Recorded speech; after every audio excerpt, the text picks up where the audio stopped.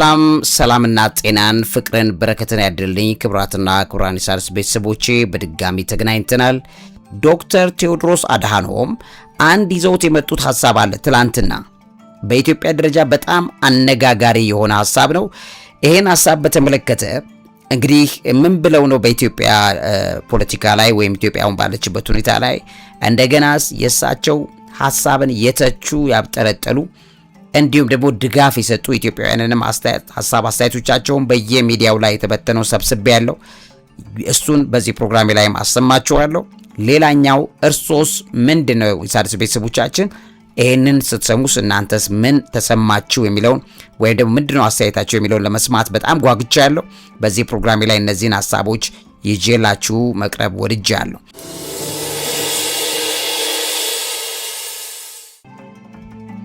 እንግዲህ ውድ ኢሳርስ ቤተሰቦቼ የዓለም ጤና ድርጅት WHO ዋና ዳይሬክተር ዶክተር ቴዎድሮስ አድሃኖም ትናንትና ነሐሴ 3 2018 ወይም በኦገስት 9 2026 በይፋ ማህበራዊ ገጻቸው ላይ ያስተላለፉት ዓለም አቀፍ ትኩረት የሳበ በጣም አነጋጋሪ መልእክት ነው። የኢትዮጵያ ሰላም ያስፈልጋታል፣ ተጨማሪ ጦርነት አይደለም የሚያስፈልጋት፣ በቃ ወይም ኢነፍ የሚል ቀጥተኛና በጣም ጠንካራ የሰላም ጥሪ አድርገዋል። እና ዶክተር ቴዎድሮስ በኢትዮጵያ ውስጥ ያሉትን ሁሉንም ግጭት በስም ጠቅሰዋል፣ ኮንነዋል። በዛ ኮንነው ያወጡት መግለጫ በአሁኑ ወቅት በሀገሪቱ መሪዎች በህዝቡ ዘንድ በጣም ከፍተኛ መነጋገሪያ ሆኗል። ምንድነው ሐሳብ ነው ያነሱት? አንደኛ በቃ ወይም ኢነፍ የሚል ጠንካራ ማሳሰቢያ ነው ያወጡት። እና ዶክተር ቴዎድሮስ በሀገሪቱ ውስጥ ለዓመታት የቀጠለውና አሁንም ደግሞ ዳግም እያገረሻ ያለው የሰው ህይወት መጥፋት፣ መፈናቀል በአስቸኳይ ሊቆም ይገባል የሚል ከፍተኛ ኃይል ቃል ያለው በቃ የሚል ቃል ተጠቅመዋል። ኢነፍ የሚል ማለት ነው። ይህም ቃል በመንግስትና በአማጽያን ላይ ያላቸውን ጥልቅ ቅሬታ ያሳያል ብለው የሚተነትኑ አካላት አሉ። ምንድነው የህዝቡ አስተያየት? ወደ በኋላ አካይ ነገራቸዋል። ሁለተኛ የጠቀሱት የአማራ ክልል ግጭት የ3 ዓመት ሰለባዎችን የጠቀሱበት ነው።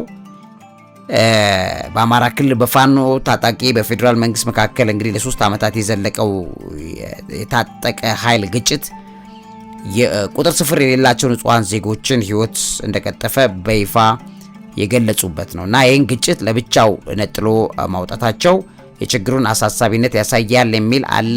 ግን ሌሎች ምንድነው የተሰጠው ትችት ወይም ሂስ ወይም ድጋፍ የሚለውን ደግሞ ነግራቸዋለሁ። ሶስተኛ የጠቀሱት ኦሮሚያ አሁንም እየደማች ነው በሚል ነው። በኦሮሚያ ክልል ለዓመታት የቀጠለውና ልባት ያጣ የጸጥታ ቀውስ፣ የንጹሃን ግድያ ኦሮሚያ አሁንም እየደማች ነው በሚል ስሜትን የሚቀሰቅስ ሐረግ ጨምረውበታል። አራተኛ የትግራይ ዳግም ወደ ግልጽ ጦርነት መቃረብን ወይም ቲሪንግ ባክ ይሉታል እሳቸው።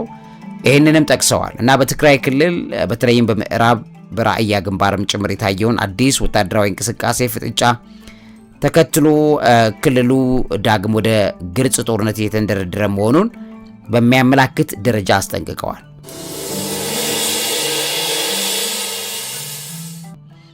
ይሄም እንግዲህ ከፕሪቶሪያው ጋር ያለውን አንድምታ የሚያሳይ ነው ማለት ነው። በአምስተኛ ደረጃ የጠቀሱት በጽሁፋቸው ላይ የአፋር ክልል ወደ ግጭት መሳብን ነው። የሰሜኑ ውጥረት ማገርሸት ቀጥተኛ ሰለባ የሆነው አፋር ክልልም ጉዳዩ የተስፋፋ ክልሉን ወደ ግጭት አዙሪት እየሳበው መሆኑን የሚያጣቅስ ንግግርም ዶክተር ቴዎድሮስ ተናግረዋል። 6 የጠቀሱት የቤኒሻንጉል ጉሙዝ ሁከት አለመቆምን ነው። በትልልቅ የጦርነት ግንባሮች ጥላ ስር ተደብቆ የቆየው የቤኒሻንጉል ጉሙዝ ክልልን የጸጥታ ቀውስ አንስተውታል እና አሁንም ድረስ ክልሉ በኃይልና ሁከት እየተናወጠ መሆኑንም የሚያስታውስ ንግግር አድርገዋል። ከዚህ ውጪ እንግዲህ ከመሳሪያ ይልቅ ውይይትን መምረጥ የሚል ጥሪ ዶክተር ቴዎድሮስ አድሃኖም አቅርበዋል። ለፌዴራል መንግስትም ለሁሉም የክልል መሪዎች ታጣቂዎች ያስተላለፉት ዋነኛ መልእክት ነው። ከጠመንጃ ይልቅ የሰላም ውይይት እንዲያስቀድሙ፣ የፖለቲካ መፍትሄ እንዲፈለግ የሚል እውነተኛ ጀግኖች ሰላምን ይመርጣሉ የሚል ቃልም ተጠቅመዋል። ከዚህ ውጪ እንግዲህ ጦርነት ትርፍ ሞትና ረሃብ ብቻ መሆኑንም ገልጸዋል። የጦርነት ትርፍ ውጤቱ ሞት፣ ጭፍጨፋ፣ መፈናቀል፣ ንብረት መውደብ፣ ረሃብ ብቻ መሆኑን ጠቅሰዋል። ከዛም ሀገሪቱ ሌላ ውድመት የመሸከም አቅም እንደሌላት ነው ዶክተር ቴዎድሮስ አድሃኖም የገለጹት። ከዚህ ውጪ ኢትዮጵያውያን ከዚህ የተሻለ ህይወት ይገባቸዋል በሚልም ጠቅሰዋል። የሀገሪቱ ህዝብ ለዓመታት በጦርነት በጭንቀት መኖሩ ሊያበቃ እንደሚገባ፣ ኢትዮጵያውያን ከዚህ የተሻለ ህይወት ይገባቸዋል በማለት የህዝቡን ስነልቦናዊ ሰብአዊ ስቃይ ለዓለም አቀፉ ማህበረሰብ ተናግረዋል ዶክተር ቴዎድሮስ አድሃኖም። ይሄ እንግዲህ መግለጫው ያስከተለው አነጋጋሪ ፖለቲካ እንድምታ አለ። ዶክተር ቴዎድሮስ ቀደም ሲል በ2013-2015 ጦርነት ወቅት ለትግራይ ወግነዋል በሚል በኢትዮጵያ መንግስት ተወግዘው እንደነበር ይታወቃል። እንደገና በጣም በርካታ ተቃዋሚዎቻቸው ይሄንን ያምኑ አሉ። እኔም ከሚያምኑ ሰዎች መካከል አንዱ ነው በወቅቱ ማለት ነው። አንዱ ነኝ እኔ። እንደገናም ብዙ ሰውም በዛ ደረጃ ላይ አምኖ እንደነበረ እናውቃለን። የአሁኑ መግለጫቸው ሁሉንም ክልሎች አማራንም፣ ኦሮሚያንም፣ አፋርን፣ ቤኒሻንጉል የፌዴራል መንግስቱንም እኩል ተጠያቂ ያደረገ ነው። የፖለቲካ ሚዛኑን የጠበቀ ለመንግስትም ሆነ ለአማጽያን እኩል የደረሰ ብርቱ ዲፕሎማሲያዊ ጫና ነው በሚል አዲስ ስታንዳርድ የተባለው ሚዲያ ተንትኖት አስቀምጦታል። ስለዚህ ማን ምን አለ? በዚህ ዙሪያ ላይ ማን ተቻቸው? ምን ሐሳቦች ተሰነዘሩ? እናንተስ ሐሳባችሁ ምንድን ነው?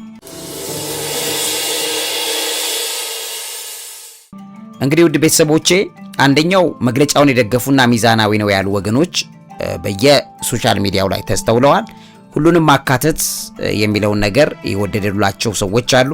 በርካታ ተቃዋሚዎችና ሰላም ፈላጊዎች ዶክተር ቴዎድሮስ ለመጀመሪያ ጊዜ በትግራይ ላይ ብቻ ሳይሆን በአማራም፣ በኦሮሚያም፣ በአፋርም በቤኒሻንጉል ክልል ያሉትን ስቃዮች እኩል በማንሳታቸው መግለጫው ሚዛናዊና ወቅታዊ ሲሉ ያወደሱ ሰዎች አሉ።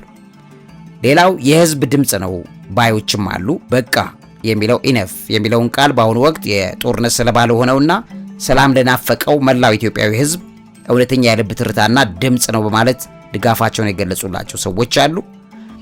እዚህ ውስጥ በድጋፍ በሰጧቸው አካላት መካከል የመንግስት ተቺዎችም ተገኝተውበታል። መግለጫው የፌዴራል መንግስቱን አገሪቱን ወደ ተሻለ ሰላም መምራት አለመቻሉና ወታደራዊ አማራጮችን ብቻ ውድመት እያስከተሉ መሆኑን በግልጽ ያሳየ ነው በሚል የተቀበሉ ሰዎች አሉ ማለት ነው። ሁለተኛ አይነት አስተያየቶች መግለጫውን የኮነኑ እንደገና የፖለቲካ ቁማር ነው ያሉ ወገኖችም የመንግስት ደጋፊዎችም ጭምር ተስተውለዋል። እዚህ ውስጥ የተካተቱት አንደኛ የትግራይ ኃይሎችን ለማዳን የተደረገ ነው የሚል አስተያየቶች ተስተምተዋል። እነዚህ ወገኖች ዶክተር ቴዎድሮስ ይህንን መግለጫ ያወጡት የትግራይ ታጣቂዎች በአላማጣ በምዕራብ ትግራይ በከፈቱት አዲስ ውጊያ ምክንያት በመከላከያ ሰራዊት ተመተዋል ማለት ነው የሚል ዲፕሎማሲያዊ ጋሻ ነው በሚል አብጠልጥለዋቸዋል። ሌላኛው የቀድሞ አቋማቸውን አስታውሰው የ2013-2015 የሰሜን ጦርነት ወቅት ዶክተር ቴዎድሮስ ለህወሓት በግልጽ ወግነው ነበር የሚሉ የመንግስት ደጋፊዎች አሁንም የዓለም ጤና ድርጅት WHO ወንበራቸውን ለግልና ለቡድን የፖለቲካ ዓላማ እየተጠቀሙ ነው የሚል አስተያየቶች ተስተውለዋል። ሌላኛው የሉዓላዊነት ጥያቄን በተመለከተ የኢትዮጵያ የውስጥ የጸጥታ ችግር በአገር ውስጥ ኃይሎች መፍታት ያለበት በአገር ውስጥ ነው እንጂ በአንድ ዓለም አቀፍ ተቋም መሪ በኩል የሚሰጥ ትዕዛዝ መሰል መግለጫ የሀገሪቱን ሉዓላዊነት የሚጋፋ ነው የሚልም መብጠልጠል ገጥሟቸዋል። ሶስተኛው የአማራና የኦሮሚያ ክልል ታጣቂዎች ደጋፊዎች የሰጡት አስተያየትም አለበት። እዚህ ውስጥ የተቀመጡትን በጣም ፖለቲካል ስለሆነ እሱን አናየው፣ እናንተ ሰብስባችሁ ማየት ትችላላችሁ። አራተኛው አይነት አስተያየት ከሁለቱም ወገን ማለትም ዶክተር ቴዎድሮስን ያደነቁ ሐሳባቸውን ማለት ነው ያደነቁና የተቃወሙ በመሃል ላይ ሚዛናዊነት ያለው የሚመስል አስተያየቶችን ሰጥተዋል። ከነዚህ መካከል አንዱ ዶክተር ቴዎድሮስ የሐሳብ አቋም ለውጥ አምጥተዋል ማለት ነው፣ እድሜያቸው የገፋ ሲመጣ ወደ ሰላም ወይም ኢትዮጵያ መበተን እንደሌለባት ከሚያምኑ አካላት መካከል ሆነዋል ወይም የቲፒኤልኤፍን አካሄድ ተቃውመዋል። በግልጽ ባይቃወሙ እንኳ ይሄ አስተያየታቸው ለቲፒኤልኤፍ ያለውን ድጋፍ ይቀንሳል። ምክንያቱም ሌሎች የትግራዋይ ተወላጆች የእሳቸውን ሐሳብ በመደገፍ የቲፒኤልኤፍን አካሄድ እንዲቃወሙ ያደርጋል እና መሰል አስተያየቶች በትክክል የተገለጹበት እንደሆነ ትመለከታላችሁ። እናንተስ ሐሳባችሁ ምንድን ነው? የእናንተን ሐሳብ መስማት ጓጉቼ ነው። ከስር በሐሳብ መስጫው ሳጥኑ ላይ አስቀምጡልኝ ወደ ሣድስ ቤተሰቦቼ።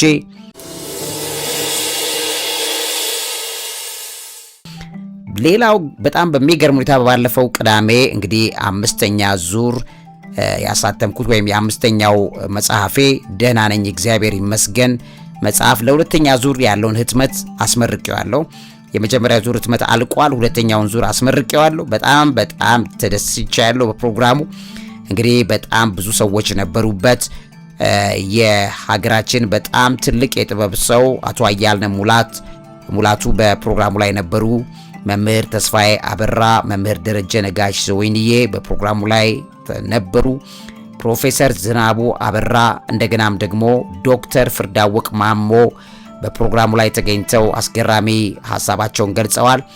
የጥበብ ሰው ወይም አርቲስት በብዙ ጉዳይ በብዙ ነገሮች የምታውቁት የወንዶች ጉዳይ ላይ ትልቁን ቦታ የሚይዘው አርቲስት አድማሱ ደበበም እንደዚሁ በፕሮግራሙ ላይ ተገኝቶልኝ ነበረ።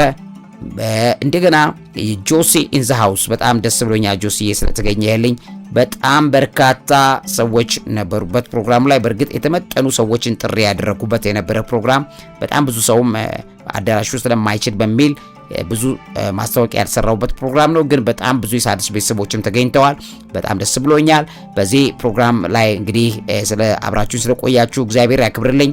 ዓለም ሲኒማ ኖ ክፍያ አትፈጽምም እኛ ስፖንሰር እናደርጋለን ብለውኛል አዳራሹ።